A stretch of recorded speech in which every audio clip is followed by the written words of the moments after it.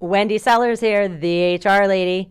Welcome back to 5 Ways Employees Drive Us Crazy and What to Do About It. They have entitlement mentality. Do they? That's what we're going to discuss today. Listen, a safe workplace, decent wages, and mutual respect is not entitlement. In this session today, we're going to talk about setting boundaries as well as healthy and unhealthy conflict. As I've mentioned a gazillion times already, we are a lot more alike than we are different. Focus on adapting your communication styles. So you, the manager, need to change your style. Less memos, emails, and text messages, more in-person, two-way conversations. Whether the individual is 20 or 60, male or female, white, brown, yellow, black, it doesn't matter. Everybody should be treated as an individual. If you know them as a person, as a human being, you can adapt your communication. However, if their knowledge, skills, and abilities do not fit the job or the project, they're not going to work out. End of story. And it's not their fault. With that said, if you hired or promoted the wrong person and have yet to hold them accountable or get rid of them, then yes, they probably do feel entitled because they have no idea that anything is wrong. It's your job, again, to set boundaries. How do you do that? Focus on those knowledge, skills, and abilities, two-way communication, and accountability.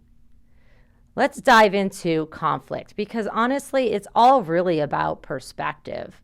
Perspective is the reality. Emotional and behavioral awareness is key to managing and appropriately responding to behavior to get to the root cause of issues. What is conflict? Well, the definition of conflict is a form of communication that has a disagreement. It's really not that scary, and there can be healthy conflict. Bottom line, whether it's healthy or unhealthy, conflict in the workplace is inevitable. You put two humans in a room, I don't care how much they like each other, there's going to be some kind of conflict. So how do we manage it at work? Well, first of all, keep in mind that it may be impacted by relationships and things like personality styles, generations, and even emotional intelligence. Conflict in the workplace requires effective communication skills by yours truly to address and resolve this conflict and to make sure everybody has a feeling of safety so that they can work through the conflict. Unhealthy conflict fosters negative feelings and a boatload of stress. It also creates barriers to communication and minimizes cooperation. Why? Because people are hiding from you, so they can't cooperate with you. It promotes negative behavior if left undressed, and it takes up a lot of expensive, valuable time. So how do we respond to conflict? Well, let's not do these things. Let's not avoid it because the problem will not go away. When we avoid people or things, we're thinking, oh, the problem's going to go away. Tell me a time when that actually worked, because it rarely, if ever, does. Another tactic that your employees might have is, oh, poor me, and they complain to others. So it's called drama, and it gets everybody riled up. It's usually by a passive-aggressive person or someone who thinks they're a martyr. A very unhealthy response to conflict could be anger, which results in emotional outbursts, and that makes everybody uncomfortable and nothing is resolved. Everybody now avoids that person, or they get angry and have emotional outbursts as well. And then another final unhealthy response to conflict, which is so immature, is revenge. A person may want to get even or even sabotage their coworker for ruining their reputation. It's your job, unfortunately, sorry, as the manager, the supervisor, or HR to deal with conflict in a healthy manner. If you are allowing employees or managers to deal with it in one of these manners that I just discussed, you're going to have a very bad impact on your culture. People might be explosive, angry, hurt, and resentful. They are most likely going to withdraw their trust in you and their respect in you. This is going to result possibly in a fear of abandonment, that the employee feels that you abandoned them, and then what happens? They leave. Or worse, they quit and stay. They may also always expect a bad outcome when they're dealing with you. So you have to learn how to deal with conflict in a healthy manner. Why do we want to deal with it in a healthy manner? Well, obviously, we want to avoid all the things I just said, but we really want to expose those problems, get to the root cause of the problems, take away the finger pointing and the blame, and solve the problem. In some cases, the problem might be the person, and that's where coaching comes in, and unfortunately, other items up to and including termination. We want to make sure that we motivate everybody to seek understanding of each other and improve the team dynamics, create a safe working environment. This may result, hopefully it will result, in better decisions by getting people to challenge their assumptions. It could also facilitate change, well-needed change. And it is a huge investment in time, though, and I think that is why a lot of people just avoid conflict altogether because they don't have the time. Well, if you avoid it, it stays there, and you're going to be paying for it one way or the other. Make sure that when you're dealing with conflict, you recognize and respond to important matters. So maybe you don't have the time to do it right now, but put a calendar-driven appointment on your calendar for tomorrow at 9 a.m. so that employee or set of employees is meeting with you and they know you're not ignoring them. You also need to make sure that everybody is ready to forgive and move on. This isn't so easy for everybody, but if you're giving everybody a fair shake, it's inevitable that someone's going to make a mistake. And you could also remind an employee who's not ready to forgive, hey, remember a time when you made a mistake and we all moved on? Just do that in private. You also want to make sure that everybody believes that they can have a resolution. Everybody's not always going to enjoy the resolution, but if once in a while they get their way, and I mean that in a positive way, that everyone gets a voice at the table and they say, okay, my voice is heard, but we're not choosing my resolution this time, but we have last time, so I'm comfortable with this decision. It's all about team dynamics. Just remember that conflict is not a negative word. It can be healthy. It's often uncomfortable, but it's necessary.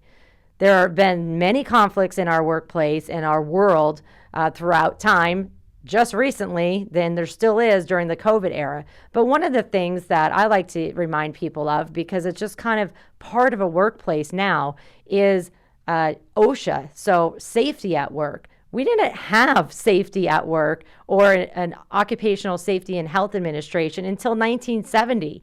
And the reason we had that was because of conflict, and people fought that battle for us. And now it's just part of what we do. We want to make sure our employees are safe at work. It's their right.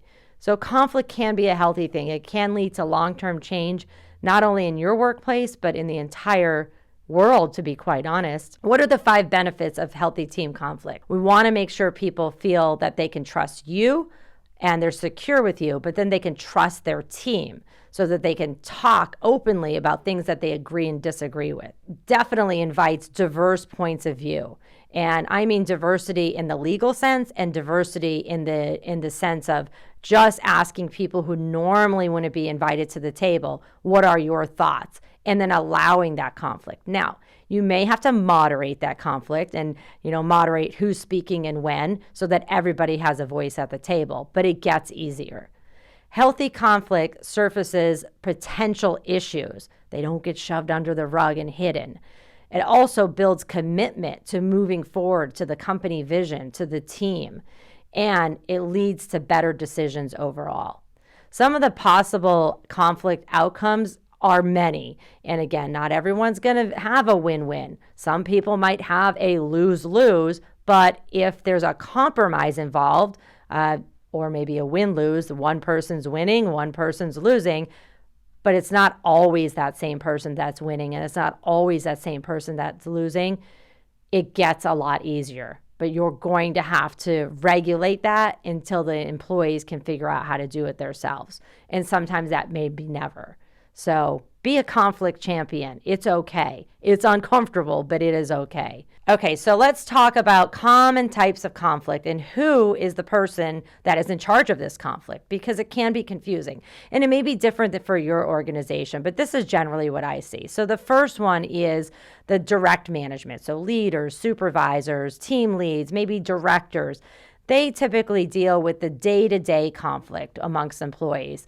and the team. Personality conflicts, gossip and drama, any kind of perceived unfairness, constructive feedback, of course, because you're going to be having regular feedback conversations with your employees, and then process improvement ideas. They're usually dealt with at the team level. The next level up, so in your organization, it might be a director, maybe it's a VP, depends on how your organization is structured. But the next level up usually deals with, in conjunction with the manager, career path decisions for employees, performance and behavior assessments, finalizing them, making sure everything looks legit and is consistent with the company processes and the company procedures. Division of work might be at that level, or it could be at the management level as well. Major disciplinary issues, and then even pay, such as salary and promotions. Human resources usually deals with the legal issues. So harassment, discrimination, any kind of leave, federal leave, FMLA, employee health and benefits, and then any other kind of legal issues. Sure, is HR involved in some of these other items? Often, because they're training or they might be the witness, but the managers and the supervisors and the directors are really the ones that should be handling the conflict, not HR. You may be leaning on HR for advice and guidance, especially for your company procedures, but you should be handling the majority of the conflict, not HR. Here's what I ask people when they come to me. A manager comes to me and says, "Hey, Wendy, can you go and talk to my employee for me based on this drama or perceived unfairness?" And I say, "Do you want them to respect me or do you want them to respect you? Because if you want them to respect me, I'll go talk to them. If you want them to respect you, you should go talk to them." And we can practice that session before you go. Now, in some situations, you do know that you need a witness because it might be a borderline legal issue. And so grab another supervisor or maybe HR if another supervisor is not available. One item that I get a lot of calls on, and believe it or not, I would say a majority of my phone calls start with this, and it's rudeness and incivility at work. Rudeness leads to conflict, and you need to manage it. You need to deal with it. 50% of workers say that they have experienced rudeness or incivility at least once per week in the workplace. That's a lot. What's the cost to the company? Low morale, low productivity, and high turnover. So make sure that you're stepping on that rudeness and civility and you're pulling those people aside immediately and saying this is not acceptable here. Talking about low morale and poor productivity, which may be caused by rudeness, it may be caused by poor management, it may be caused by other issues. So let's talk about the cost of low morale and poor productivity because of rudeness and incivility at work. In the survey that I mentioned, 80% of the people said they lost work time worrying about the rudeness incident. 63% lost work time avoiding the offender altogether. 66% said that their performance completely declined. And 78%, this is huge, 78% said their commitment to the company as a whole declined. 25% even admitted to taking it out on customers. Wow. Rudeness in the workplace is a top reason for employee resignation. 1 out of 8 people who have been affected by rudeness based on their coworker or manager have left their organization voluntarily. It's a pretty big deal. So we need to kick this rudeness to the curb and make sure that everybody is behaving how we want them to behave at work. How do you do that? Be transparent about your expectations by creating, communicating, and enforcing your policies regarding any kind of behavior in the workplace.